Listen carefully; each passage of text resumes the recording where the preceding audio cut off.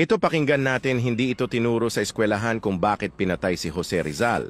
Bakit ipinapatay ng Iglesia Katolika, ng gobyerno ng Iglesia Katolika ng Pilipinas, si Jose Rizal na ating dakilang bayani? Bakit? Kasi nagsulat siya ng masakit sa tainga ng Iglesia Katolika noon. Ang kanyang sulat ganito.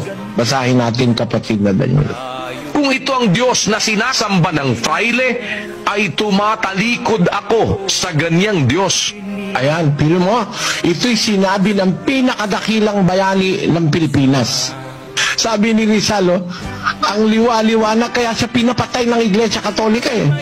Binaril siya sa luneta na ang bumaril sa kanya ay mga Pilipinong kagaya niya under the command of the Spaniards that ruled the Philippines on that particular period of time.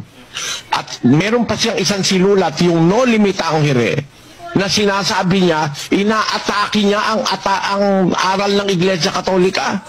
Bakit ba siya pinatay? Ito mga sulat niya ito. Kaya napagkainitan siya ng gobyerno Espanyol. Ang ating pangunahing bayani si Dr. Jose Rizal. Kaya siya pinapatay ng gobyerno Espanyol sa Pilipinas na Katoliko. Ang kanyang sinasabi, totoo eh. Hindi nila kayang tutulan eh. Kaya para isilensyo siya, pinapatay na siya. Pinaratangan siya ng kung ano-anong masama. Kapitbahay